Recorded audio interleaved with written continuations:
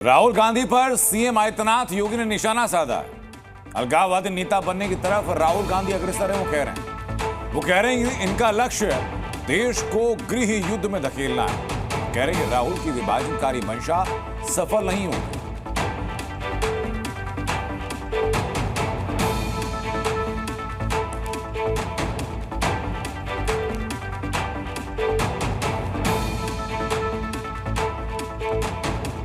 और अगली बड़ी खबर नेता विपक्ष राहुल गांधी से जुड़ी है, जो इन दिनों अमेरिका में हर बीतते दिन के साथ उनके बयानों में विवादों की नई कड़ी जुड़ रही है। राहुल गांधी ने अमेरिका की धरती को जो बातें कही, भारत विरोधी ताकत उन पर तालियां बजा रही है। जिन लोगों के साथ राहुल गांधी की तस्वीरें सामने आ रही हैं, उनकी पहचान पाकिस्तान परस रही है। राहुल यही नहीं रुके। दुनिया के मंच पर राहुल ने भारत के सामने चीन की बड़ी लकीर खींची।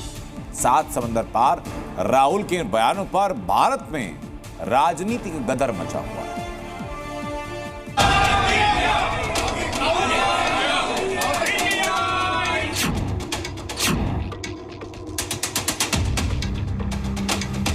विदेश से ही अपनी प्रेरणा लेने वाले लोग आज विदेश में ही जाकर भारत के विरुद्ध दुष्प्रचार कर रहे हैं। यह दुखद है, निंदनीय है। He meets Miss Omar, who is a known anti-India propagandist. She is known to be pro-Pakistan. देश की राष्ट्रीय परंपरा का अपमान करने से बचें।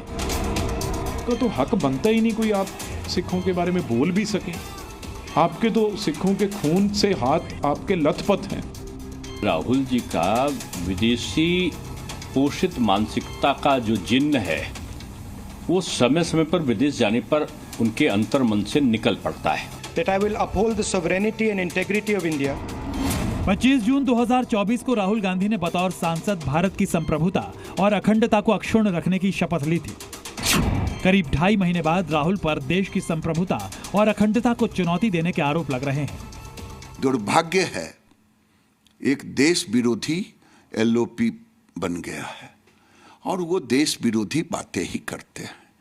अब समय आ गया है कि राहुल गांधी की सदस्यता को खत्म कर देनी चाहिए। राहुल पर आरोपों की शक्ल में सामने आई है विदेश से 2 तस्वीर।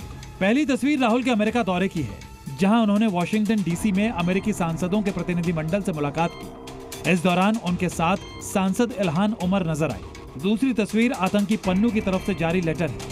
राहुल ने भारत में सिखों की पहचान पर सवाल उठाए थे। इसी बयान को आधार बनाकर आतंकी पन्नू ने भारत के खिलाफ दुष्प्रचार शुरू कर दिया है। पहले बात नेता विपक्ष राहुल गांधी की इल्हान उमर से मुलाकात की। इल्हान उमर कोई नया चेहरा नहीं है। ये भारत विरोधी एजेंडे की दुकान चलाने में माहिर है। कई मौकों पर वो भारत विरोधी एजेंडा प्रचारित कर चुकी है। खास बात यह है कि पाकिस्तानी नेता और सैन्य अधिकारियों के साथ मिलकर भारत के खिलाफ दुष्प्रचार की टूल किट रही है। जिस इल्हान उमर के साथ राहुल ने मुलाकात की, वो साल 2022 में पीओके पहुंची थी, जिसकी तस्वीर आप टीवी स्क्रीन पर देख सकते हैं। इल्हान के इस दौरे पर भारत ने कड़ी आपत्ति जताई थी। इल्हान उमर ने अमेरिकी संसद में भारत के खिलाफ प्रस्ताव भी पेश किया था। अब उसी भारत विरोधी एजेंडे की शौकीन इल्हान के साथ राहुल गांधी मुलाकात कर रहे हैं, तो घमासान तो होना ही था। ऐसी महिला जो भारत की बार बार आलोचना करती है, मुस्लिम ब्रदरहुड की साथ खड़ी दिखती हैं, पाकिस्तान के साथ खड़ी दिखती हैं, कश्मीर भारत का अभिन्न अंग है उसके बारे में भी आलोचना करती हैं। आईएसआई जैसी संस्थाओं के साथ उनकी खबरें निकलती रहती हैं। उनके साथ जब राहुल गांधी दिखते हैं तो देश का ही नहीं, हर देशवासी का भी अपमान करते हैं। एक तरफ राहुल की तस्वीर सवालों में है, तो दूसरी तरफ उनके कल के बयान का खालिस्तानी आतंकी पन्नू ने पल के बिछाकर स्वागत किया है।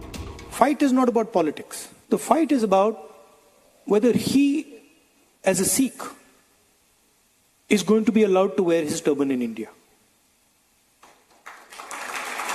Or he, as a Sikh, is going to be allowed to wear a kada in India. Or he, as a Sikh, is going to be able to go to Gurdwara. Rahul के बयान पर आतंकी पन्नू ने सुर में सुर मिलाए तो बीजेपी ने राहुल को कटघरे में खड़ा कर दिया। बीजेपी ने पन्नू से लेकर मुशफिकुल फजल तक राहुल के तार जोड़ दिए। पन्नू ने उनकी तारीफ की है, यानी पाकिस्तान से लेकर पन्नू तक की और इल्हान उमर तक उनकी तारीफों में जो पुल गढ़े जा रहे हैं उसमें एक नया नाम और भी है। ये जनाब हैं मुशफिकुल फजल। ये वो पत्रकार हैं, आप सबको ध्यान हो, जिन्होंने व्हाइट हाउस की प्रेस कॉन्फ्रेंस में और यूएन स्पोक्स पर्सन से अरविंद केजरीवाल के बारे में, अरेस्ट के बारे में सवाल पूछा था। दरअसल राहुल गांधी ने वॉशिंगटन डीसी में सवाल जवाब कार्यक्रम में भारत में सिखों के हालात पर चिंता जताई थी। पन्नू से लेकर इल्हान उमर वाला विवाद थमा नहीं था। राहुल ने चीन सीमा विवाद को लेकर नया सियासी तूफान ला दिया। We've got Chinese troops occupying land the size of Delhi in Ladakh. I think that's a disaster. Media doesn't like to write about it. How would America react if, a neighbor occupied 4,000 square kilometers of your territory? Would any president be able to get away with saying that he's handled that well? So I don't think Mr. Modi's handled China well at all. I think there's no reason Chinese troops should be sitting in our territory.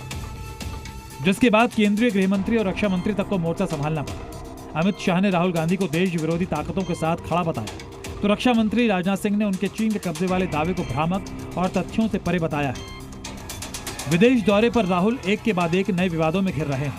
सवाल पूछे जा रहे हैं कि क्या राहुल की विदेशी विवाद गाथा पर ब्रेक लगेगा या सियासी गलियारों का असल तूफान अभी बाकी है। ब्यूरो रिपोर्ट, जी मीडिया।